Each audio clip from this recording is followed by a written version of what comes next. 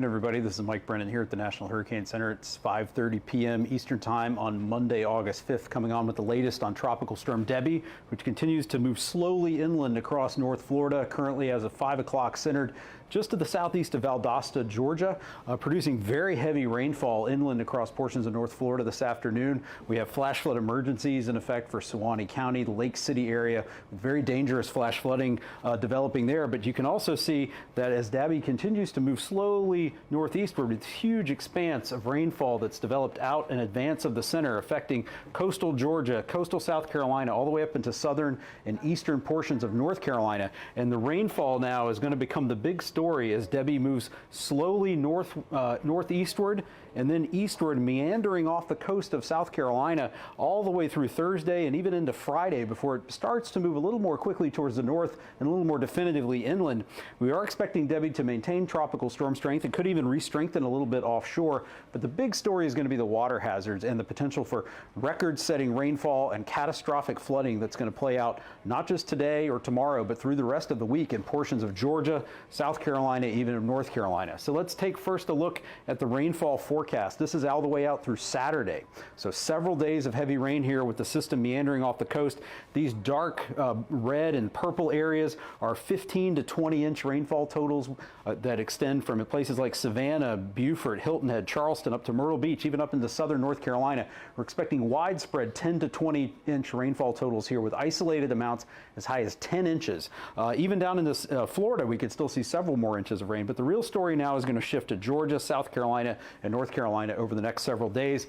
And if you look at the overall risk of flash flooding through the next 4 days, you see this area highlighted in pink from near Wilmington to Myrtle Beach, Charleston, Savannah, Florence, South Carolina, much of southeastern Georgia, and even into North Florida. This is a high risk of excessive rainfall, level 4 out of 4. This is the area we're most concerned about, where we could see widespread catastrophic flooding, the potential for significant loss of life, damage to property as those heavy rainfall totals play out over the next few days. There's also a risk extending farther north into North Carolina and farther west into South Carolina and Georgia. So we'll step through it each day. So from tonight through early Tuesday morning, the highest risk of flash flooding is going to extend across coastal Georgia to Savannah and to southern portions of South Carolina, the Beaufort, Hilton Head area.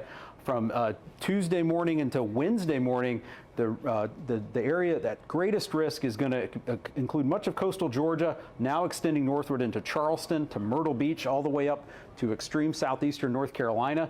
Wednesday into Thursday, northeast South Carolina, extreme southern North Carolina.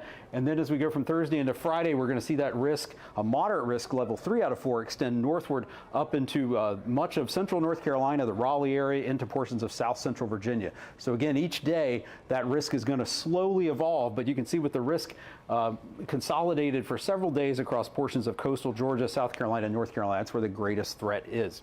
So we've had some questions about, so what does catastrophic flash flooding mean? So when you could see 15 to say 25 inches of rain, what are the kind of impacts you're going to see?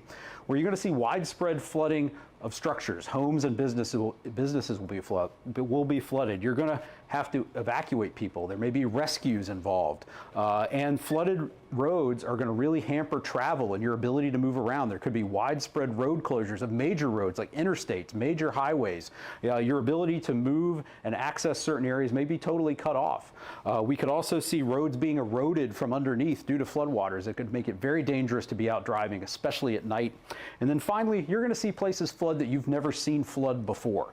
And that's what is all in play with this type of rainfall. So if you're in those flash flood watch areas that extend from coastal Georgia up through coastal North Carolina, make sure you have multiple ways to receive emergency weather information through a NOAA weather radio, through wireless emergency alerts on your smartphone. Pay attention to any advice you're given by your local officials about evacuations or other precautionary measures. You're going to want to find a safe place to stay for the next several days to shelter in place away from these dangerous conditions. Moving on now to the wind threat. We have tropical storm warnings still in effect for much of northeastern Florida, including St. Augustine, Jacksonville, much of southeastern Georgia, Savannah up to Charleston. We've now issued a tropical storm watch for the Myrtle Beach area and far southeastern North Carolina up to Cape Fear. We are still going to see tropical storm conditions ongoing in these areas in Florida and Georgia, and they're going to expand northeastward very slowly and continue for the next several days as the center of Debby meanders here off the coast of South Carolina. Now, tropical storm conditions are going to be even sort of amplified by the fact that we're going to have all this rainfall. It's going to soften the ground. It's going to make trees more susceptible to be taken down by these tropical storm force winds. That could result in power outages. So you're going to want to be careful and be prepared for the power to go out. Be careful doing things like running generators. You want to be safe and not become a statistic due to carbon monoxide poisoning. We'll talk a little bit about post-storm safety in just a minute. Now we'll move on to the storm surge threat. We have a storm surge warning in effect from the mouth of the St. Mary's River up to South Santee River, including Savannah and Charleston, and a storm surge watch north of that up to Cape Fear. In this area, we're expecting to see 2 to 4 feet of inundation above ground level from the ocean water moving onshore as that long duration flow associated with Debby piles the water onto the coast. So that storm surge in combination with the flooding from the heavy rainfall is going to make things really dangerous in places like Charleston, Savannah, Myrtle Beach, places where that heavy rainfall is not going to be able to drain out to the ocean because the ocean water is going to be backed up and cause even more flooding than you would get just from the heavy rainfall alone. So everybody in these areas, if you're in an evacuation zone, you've been asked to leave by your local officials, please follow that advice. Next, I want to touch on the tornado threat. We have a tornado watch in effect through this evening for places like Jacksonville, Savannah, Charleston along the immediate coast. There will be a threat for tornadoes overnight and into tomorrow in portions of Georgia and the Carolinas. So I want to wrap up with a few points here. Just hit the highlights again with Tropical Storm Debby. Don't pay too much attention to the wind speed itself. It's really the water and the rainfall that's going to be the big story from here on out. We have potentially historic rainfall amounts playing out across southeast Georgia and coastal South Carolina through Saturday morning that will likely result in areas of catastrophic flooding. We're going to see heavy rainfall resulting in considerable flooding impacts central and north Florida, central and northeast North Carolina through Saturday morning. Dangerous storm surge and tropical storm conditions will spread northward along the southeast coast in those tropical storm and storm surge watch and warning areas. And going back to the areas that experienced the landfall of Debby this morning, there's widespread power outages, dangerous conditions.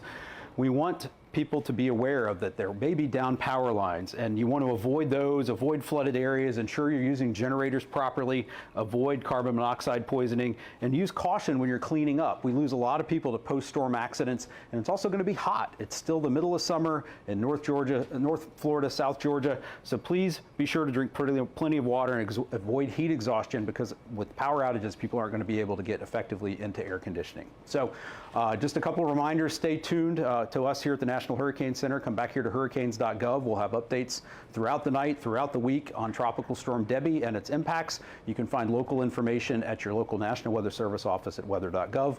We'll be back with additional updates throughout the event. Thanks for joining us. I'm Mike Brennan at the National Hurricane Center.